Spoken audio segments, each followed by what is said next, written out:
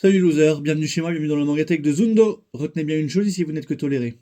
Aujourd'hui, je vais vous présenter mon bilan lecture de décembre 2024, à savoir 34 volumes, ce qui n'est pas mal du tout comparé à mon nombre de tomes sur l'année. Ma pire année de tous les temps, en tout cas depuis que je compte, donc depuis plusieurs années. Pourquoi cela? Parce que j'ai lu des romans, mais surtout j'ai lu beaucoup de comics. Et comme je ne compte pas les comics, puisque je ne fais pas une chaîne sur les comics, mon nombre de mangas est en baisse.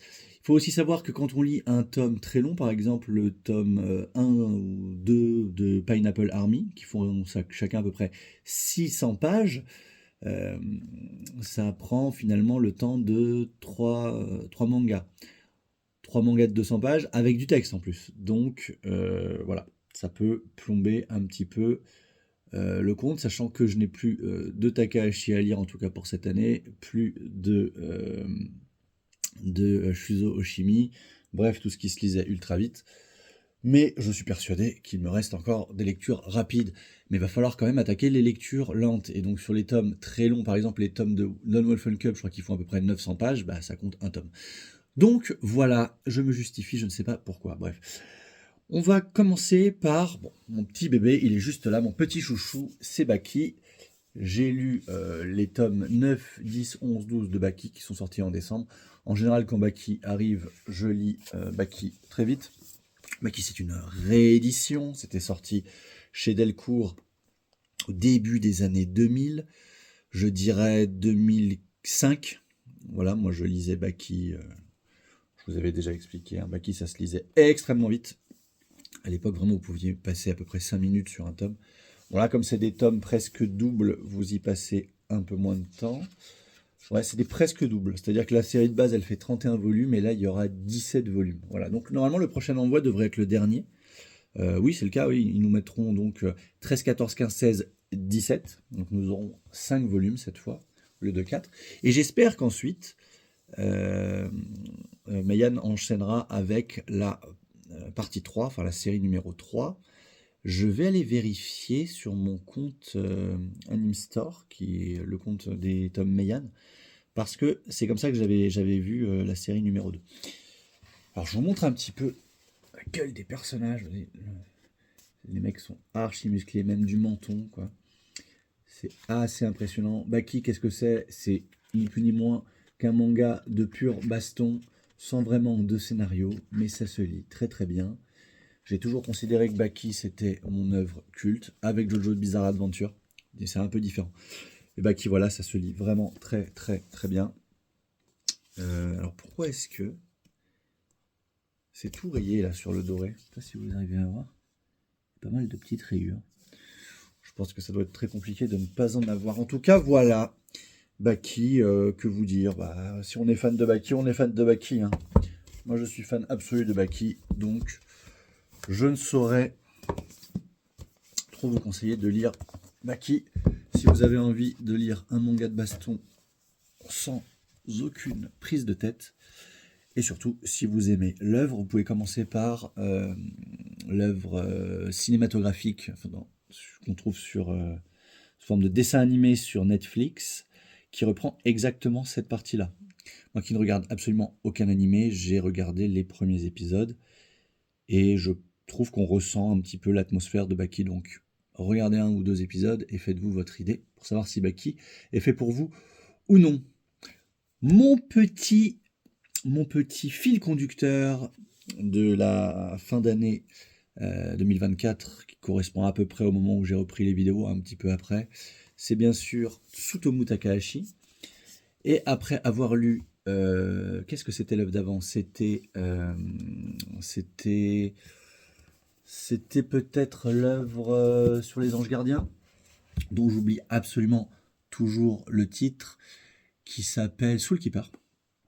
Je crois que l'œuvre... Non, c'était Black Box, pardon. Black Box, Soul Keeper, puis Black Box, puis Détonation.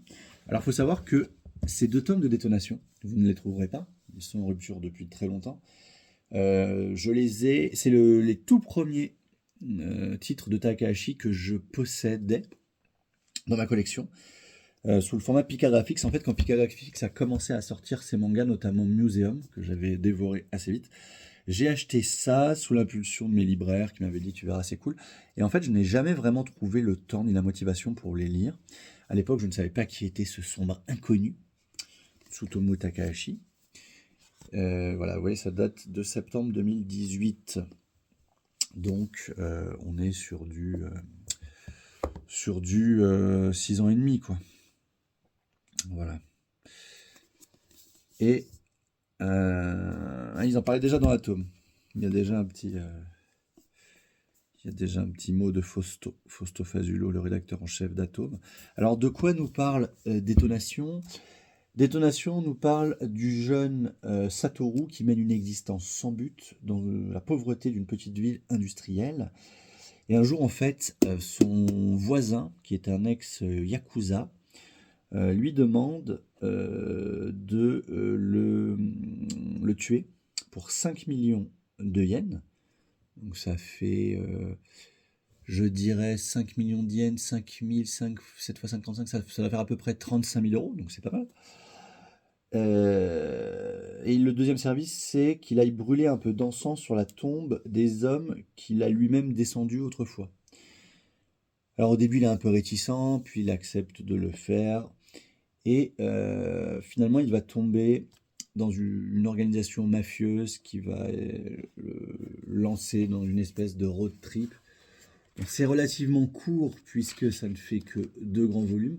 Vous les avez là en réédition, je pense que vous avez les 3, ou en tout cas vous avez les 2 premiers, peut-être que le 3e va sortir prochainement, puisqu'en volume classique ça fait 3, et là en grand volume ça fait 2. Voilà. Combien est-ce que ça fait de pages à peu près? On est sur 300 pages. Voilà, donc ça fait 600 pages, donc c'est logique qu'en petit volume ça fasse 3 volumes. Donc voilà, il va rapidement faire la rencontre d'un travesti qui est à la solde de l'organisation mafieuse. Le travesti va s'enfuir avec lui. Et puis il va leur arriver 2-3 trucs, notamment avec l'enfant de la sœur du travesti. Mais bien sûr, le manga va terminer de façon très abrupte, puisque il ne fait que 20... Attendez, je vais vous dire ça. 19 chapitres. Donc vous voyez, on est sur un roman très très court, écrit avec beaucoup d'urgence. Est-ce que Takahashi l'a vraiment arrêté de lui-même et est passé à autre chose? Est-ce qu'on lui a demandé de le faire? Moi je pense qu'il l'a fait de lui-même.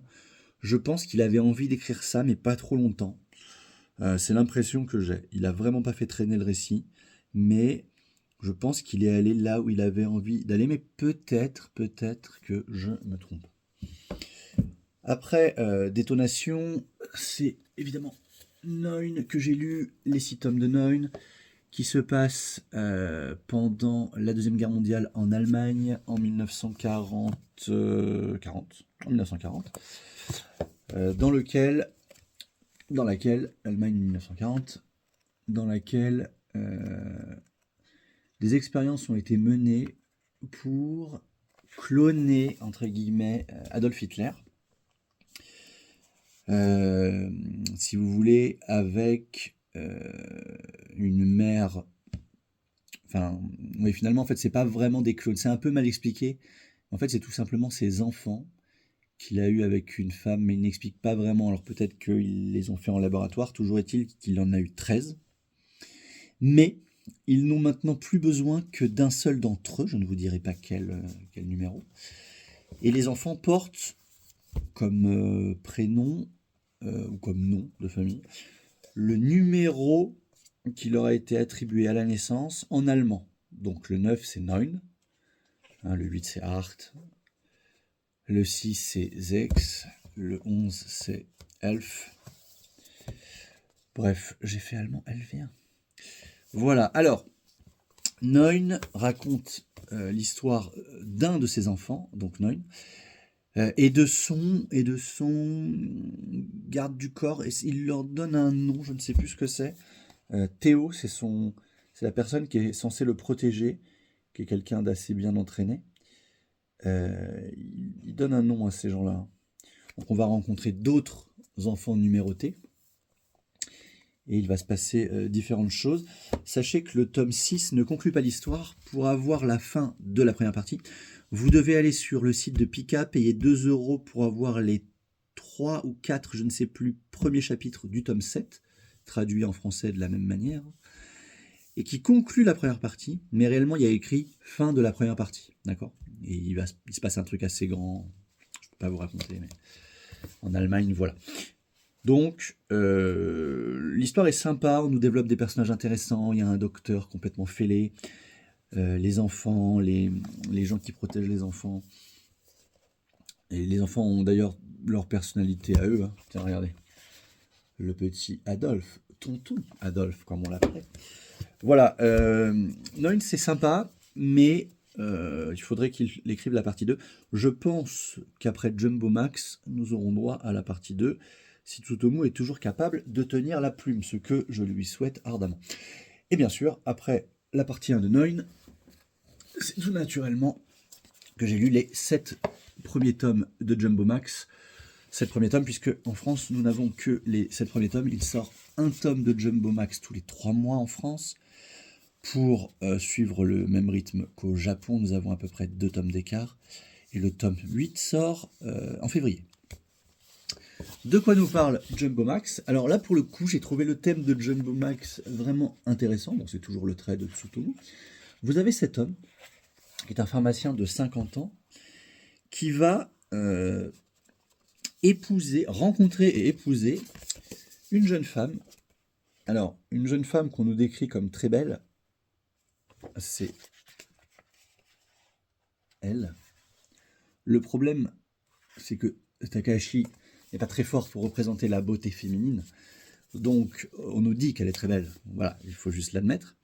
Elle est un peu plus jeune que lui, elle est très belle, et elle a déjà une fille de 18 ans ou 19 ans. Et donc, il accepte de l'épouser et de devenir son beau-père. Et je crois qu'en plus, il ne se marie pas sous la séparation des biens. Donc lui, il est pharmacien, il est assez riche. Ça pue l'arnaque à plein nez. Sauf que l'histoire ne se focalise pas vraiment là-dessus.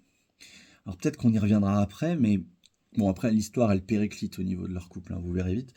Mais en tout cas, elle ne se focalise pas du tout là-dessus. Elle se focalise finalement sur sa rencontre avec cet homme-là, qui est, alors tenez-vous bien, c'est complexe, le père d'une actrice porno, qui est locataire d'un des appartements du pharmacien et qui ne paye plus son loyer depuis quelque temps. Donc lui, en fait, il vient dans l'appartement pour le vider, puisqu'elle l'a déserté, il rencontre cet homme qui lui file un comprimé de sildenafil modifié, donc vous savez, c'est les Viagra et dérivés. Et en fait, ah oui, ce qu'il faut savoir, c'est que lui est impuissant, mais sa nouvelle femme est tombée enceinte, soi-disant dès leur première nuit ensemble, mais lui était trop alcoolisé pour s'en souvenir. Bref, très étrange. Et donc, il lui propose des comprimés, alors je ne sais plus sous quelle modalité, mais en tout cas, il en prend un, ça fonctionne très bien. Et il veut se mettre à les fabriquer, mais de manière vraiment altruiste pour permettre aux hommes impuissants de retrouver eux aussi le plaisir de la chair et de la libido avant de mourir. Voilà. Pour ça, ils vont s'allier à cette jeune femme qui est une universitaire dans une université de pharmacologie, et donc qui sait très bien manier les médicaments. Donc on a un petit peu une sorte de Breaking Bad à 3 qui se lance. Mais les 3 protagonistes ont des aspirations différentes, donc les événements vont rapidement les éloigner, faire que des différentes choses vont se passer. En toile de fond, vous aurez très vite cet homme qui est un inspecteur de police qui va enquêter sur le médicament en question et sur les protagonistes. Pourquoi ? Parce que en fait, ce qu'il faut savoir avec les alpha, c'est des alpha bloquants, je crois, je sais plus exactement, je suis pas urologue, mais je crois que c'est ça, c'est que ils peuvent entraîner des soucis cardiaques. C'est pour ça d'ailleurs qu'on ne prescrit normalement jamais de sildenafil ou tadalafil à des gens cardiaques. Il faut lui demander l'avis d'un cardio en général. Et là, en fait, il est tellement puissant que parfois les gens meurent pendant l'acte. Vous voyez, mourir pendant l'amour en jouissant. Mais parce que le cœur lâche. Et c'est pour ça, à cause de ces morts-là, que la police se met à enquêter. Jumbo Max est un petit peu déroutant. Hein. On voit que Takahashi se plaît quand même à raconter cette histoire. Il se passe différentes choses, c'est vraiment sympa. Là, on arrive sur une partie de l'histoire intéressante. Enfin, j'ai très envie de lire la suite. J'aime beaucoup aussi la qualité du papier des Jumbo Max. Voilà, un petit peu feutré. Voilà, je vous conseille de lire Jumbo Max. J'aime beaucoup. Ensuite, j'ai lu la suite et fin de Starving Anonymous. C'est vrai que j'avais lu le tome 1. Voilà, on va pouvoir mieux en parler. Donc j'ai lu le tome 2. Du tome 2 au tome 7, donc le dernier tome. Starving Anonymous, alors c'est très étrange. Ça nous raconte l'histoire de gens qui se font kidnapper pour servir, pour être engraissés. Alors regardez comment ils sont engraissés, c'est proprement répugnant. Ils sont engraissés dans une espèce de sous-sol.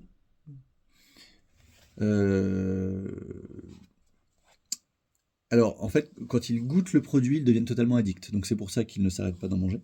Et tout ça pour en fait servir de chair à pâté, pour servir de nourriture à des créatures comme ça. Des trucs horribles comme ça. Dont on nous parle progressivement dans le manga. D'ailleurs, on nous cache à peu près rien. On nous explique d'où elles viennent, tout ça. Et on comprend progressivement. Mais on comprend aussi qu'ils essayent de créer des humains qui pourraient se régénérer à l'infini pour servir de nutriments infinis. D'ailleurs, il donne un nom à ça. Comment ça s'appelle ? Je ne sais plus. Ça a un terme exact. Ça a un nom exact. Voilà, donc on va rencontrer différents protagonistes avec différentes vies. D'ailleurs, il y a 2 personnages. En fait, on suit 4 jeunes, mais 2 sont un peu bizarres. Il y en a un qui sert justement, qui a la capacité de se régénérer à l'infini. Et il y en a un autre dont le passé sera révélé sur la fin. Vous verrez, c'est assez intéressant. Un petit peu déroutant comme ça, mais c'est cool. C'est interdit aux moins de 16 ans. Hein. Mais voilà, vous verrez vite les exactions des créatures. Pourquoi elles sont là, qu'est-ce qui se passe exactement. Bon, c'est bien sûr un peu tiré par les cheveux, mais ça se lit bien, ça se lit bien. Et ensuite, puisqu'il y a une suite, en tout cas c'est plus ou moins une suite, c'est Starving Révélation. Alors nous n'avons que le tome 1 pour l'instant. Donc Starving Révélation dit « Après avoir frôlé l'extinction, le monde semble vivre dans une paix toute relative. Désormais les humains vouent un culte sans limite à des êtres sacrés, les grands Amashito. » Alors voilà, les grands Amashito, on voit vite que c'est à peu près les créatures qu'on nous a présentées dans Starving Anonymous. Voilà, elles sont dessinées comme ça, donc voilà. Ça, on voit sur la fin du tome. Hein. Pour lesquels ils se sacrifient de leur plein gré. Alors ça, oui, c'est très bizarre. On parle de ça tout le temps, à l'école, dehors, dans les médias. Le but, c'est d'être choisi pour être dévoré par les créatures. Et ils sont contents. Dans ce contexte, Hiroki, jeune lycéen timide et sans histoire, prend soudainement conscience de la mauvaise tournure que sont en train de prendre les événements, alors que Samurai Yuzuo a été choisi pour servir de pitance au grand Amashito. L'heure du réveil a sonné. Donc oui, lui, il n'est pas d'accord avec ça, et il a l'impression d'être le seul comme ça, sauf qu'en fait, il va rencontrer des gens qui eux-mêmes ne sont pas d'accord, mais qui font un peu semblant, parce que, voilà, faut pas froisser ces espèces de grands dieux, et il va essayer de sauver la copine qui est devenue la future pitance. Bref, ça a l'air intéressant à lire, c'est différent de Starving Anonymous, tout en gardant un petit peu le même concept de créatures extraterrestres qui viennent sur Terre pour nous bouffer, et voilà. Et pour lesquels le gouvernement est d'accord en plus. Enfin, c'est un peu étonnant, mais ça se lit bien. Hein. Voilà, mais pour l'instant, il n'y a qu'un tome, donc difficile de s'en faire un avis concret. Je vais vous montrer très vite les 2 volumes de Tsutomu Takahashi, à savoir le 14 de Sotennoken et le 18 de Keiji. Ce sont des volumes finaux. On en a déjà beaucoup parlé de ces mangas, c'est le trait caractéristique de Tetsuo Hara. Alors, Sotennoken, la fin se lit bien. Elle est, voilà, on voit qu'il a du mal à conclure. On parle On parle énormément d'éléments passés, jusqu'à revenir à maintenant, et puis stop, quoi. Ça se lit. Par contre, la fin de Keiji a été horrible, insupportable. Normalement, Keiji, ça se lit plutôt bien. Voilà, il y a des petites péripéties, de la baston, tout ça. Mais en fait, dans ce tome, très très vite, d'ailleurs le sommaire est foireux, c'est le sommaire du tome 17. Encore une petite erreur, Mangetsu, bref. On arrive très très vite sur des histoires de guerre, en fait. Voilà. Donc des guerres qui ont réellement eu lieu au Japon, hein, je dirais au début du XVIIe siècle. Et donc on a énormément de textes qui nous expliquent, qui nous racontent les différentes guerres, les protagonistes, les machins. Je n'ai absolument rien bité au sujet, parce que je trouve que c'est extrêmement compliqué quand on n'a pas la culture japonaise, l'histoire du Japon, et en plus la phonétique, les noms japonais, de comprendre qui est qui, parce qu'en plus parfois ils ont des surnoms, parfois ils l'appellent avec le vrai nom, parfois avec un surnom, c'est extrêmement compliqué. Donc je n'ai quasiment rien compris à la fin, mais à la toute fin, voilà, on voit Kaiji, voilà, à la toute fin ça va, mais on va dire ces 5-6 chapitres finaux, ça a été une horreur à lire, une gageure. Voilà. Ensuite j'ai lu, alors ça je crois que je l'ai vraiment lu, j'ai dû le lire le 31 décembre, le tome 8 de Golden Gold. Golden Gold, j'en parle souvent. Golden Gold, ça nous raconte l'histoire de cette jeune fille qui trouve ce Fukuno Kami dans une petite grotte sur son île. Fukuno Kami qui est censé apporter la prospérité. Elle va faire un vœu et donc il va l'interpréter d'une certaine manière. Enfin, c'est ce qu'on comprend de l'histoire. Il va donner prospérité à sa grand-mère qui va pouvoir passer d'une petite supérette à un énorme complexe de supermarchés, de galeries marchandes, tout ça. Mais ça va se faire progressivement. Tout se fait insidieusement. Il se passe différentes choses au sein de cette île. On sent une tension permanente sans pouvoir réellement mettre le doigt sur quelque chose de précis. Mais ça se lit bien. On arrive au tome 9 qui vient de sortir là en début d'année parce que j'avais un petit peu de retard sur la lecture du 8. Et je crois qu'après on va mettre du temps. On va attendre la suite parce que moi j'avais vraiment lu on n'avait pas, le Japon n'avait pas le 10, que le 9 était sorti depuis longtemps. Donc on verra. Voilà. J'aime bien Golden Gold. Ah oui, il y a ça aussi, de Tetsuhara. Il y a les 2 tomes de Ikusa no Ko 10 et 11. J'avais mis Ikusa en stand-by depuis quelques mois. J'ai lu les 2 tomes. Donc ça, c'est sa dernière série en date qui compte 20 tomes. Nous avons 11 tomes actuellement au Japon. Elle parle de Oda Nobunaga. Elle raconte de manière, à mon avis, très romancée, son enfance, rapidement son adolescence et le début de son passage à l'âge adulte. Voilà. Ce que je n'apprécie pas de la part de Mangetsu, c'est que il n'utilise pas le même papier blanc un peu velouté qu'ils ont utilisé sur Keiji et sur Soten no Ken. Soi-disant parce que ça plaisait pas aux gens, sauf que c'est, à mon avis, c'est complètement con, parce que du coup, ça, je suis désolé, mais c'est pas très beau. Et ça fait que l'ensemble est dépareillé. Surtout que les derniers tomes de Keiji sont un peu jaunis, comme vous l'avez vu, comparativement aux tomes de Soten no Ken qui, eux, restent blancs. Donc je suis désolé, mais ça, à la suite dans une collection, puisque ça finira par être comme ça, bah, c'est pas joli. Voilà. Donc là-dessus, il n'y a aucune félicitation de ma part.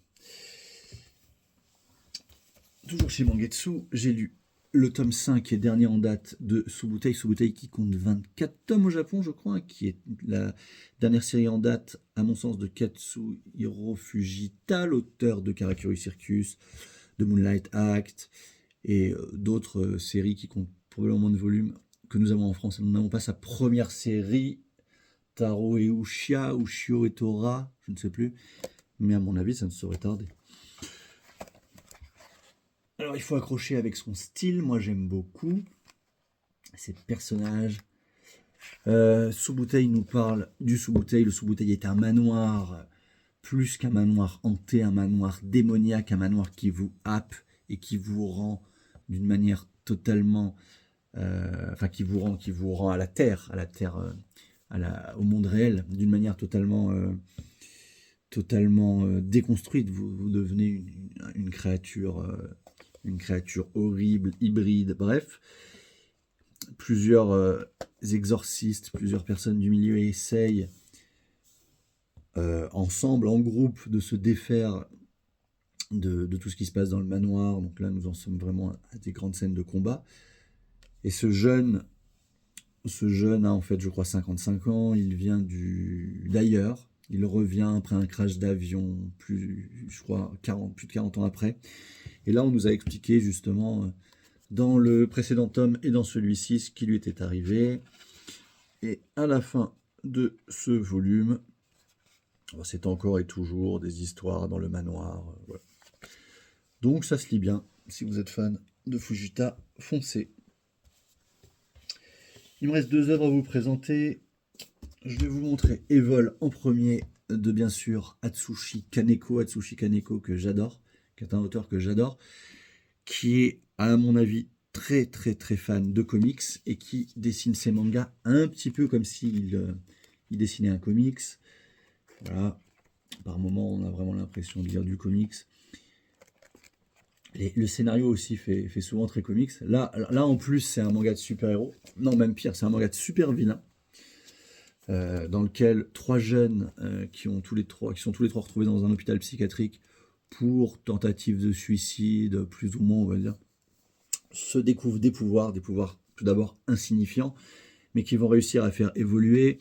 Ils vont ensemble créer le groupe des Evol, parce qu'ils ne savent pas écrire Evil, on en avait déjà parlé, et ils vont rapidement devenir, on va dire, les idoles d'une génération de jeunes gens en quête d'identité et de sens. Voilà, parce que les méchants, ça fait souvent rêver.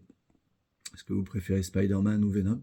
À vous de me le dire. Vous voyez, souvent le méchant est beaucoup plus complexe dans sa construction graphique et aussi dans sa psyché. Donc les méchants, ça attire beaucoup. Beaucoup. Tout à l'heure, on parlait d'Adolf Hitler, par exemple. Il y a énormément d'éléments je dirais, écrits et vidéos sur lui, le grand méchant suprême de notre époque. Et donc, Evol se focalise sur ces jeunes qui vont vite être confrontés aux super-héros de cet univers, qui sont, à l'instar des super-héros de The Boys, souvent des salopards. Donc finalement, où est le bien, où est le mal, on se pose la question. Parce que finalement, on s'attache beaucoup plus aux jeunes, qui disent vouloir faire le mal, mais qui ne font pas vraiment le mal. Voilà, vous verrez, ils le font de manière plus spirituelle que attaquer une vieille dame, lui voler son sac, tuer un bébé, ça, on voit pas ça. Voilà, alors que les soi-disant super-héros, eux, sont capables de saloperies comme ça. Et d'ailleurs, les super-héros, en plus, certains ont vraiment une sale gueule. Enfin, vous verrez. Mais bon, on dit là, faut pas juger les gens. Hein. Il y aura sa couverture ou le moine a son habit. Mais voilà, moi j'adore Evol. C'est un super manga. C'est rock'n'roll. C'est vraiment, en plus, vous voyez, le petit skateboard, là, la manière dont est construit la maquette du bouquin. Voilà, c'est un manga top. Et j'ai lu un dernier volume, qui lui n'est pas un manga, mais qui est en tout cas un manga, mais taïwanais, je crois. Attendez, je lis peut-être une connerie. Parce que j'ai lu plusieurs... Non, taïwanais, c'était Nine Lives Man. Donc ça doit être juste coréen. Je crois que c'est coréen. Hong Jagam, ça doit être un pseudo. Donc c'est chez Albin Michel. Oui, c'est coréen. Coréen du Sud, bien sûr. Hein, Tonton Kim n'aurait pas permis cela. Donc, c'est aux éditions Albin Michel qui ont sorti manifestement une collection Koga qui n'existait pas quand ils ont sorti La Peste.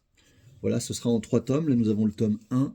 J'ai l'impression qu'ils vont mettre du temps à sortir le tome 2. J'ai pas vu d'annonce pour le tome 2. C'est en sens français.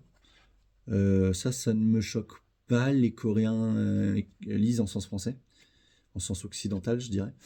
Et c'est en couleur. C'est en couleur. C'est assez sympathique à lire. Ça fait 4...